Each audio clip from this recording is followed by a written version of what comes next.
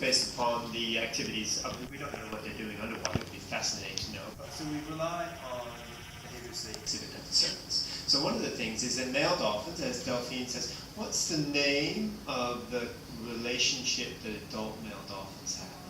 Alliance. So these alliance partners, they form during their juvenile adolescent period, and then they'll rely on that, they'll have that same alliance partner for their entire life period.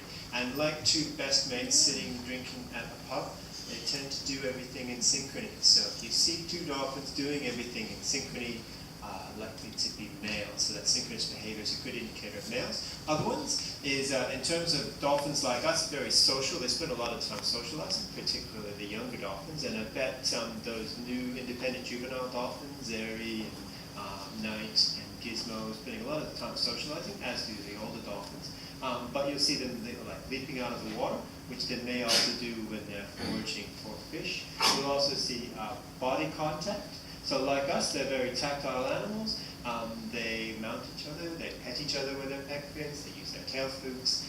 So they're very robust. You might see a lot of splashing, but body contact.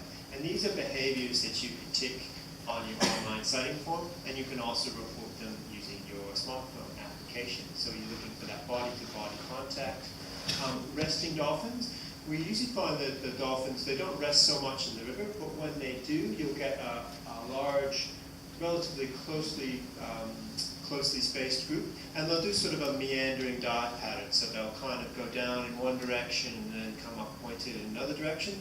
We think they probably do that to make themselves less predictable for sharks. So, and they'll also sort of safeties in numbers. But you'll often see them. We do have another behavior, and we call it. I won't get Pierce up to do it, but we call it snagging. That's a good. So can we have Pierce to demonstrate snagging?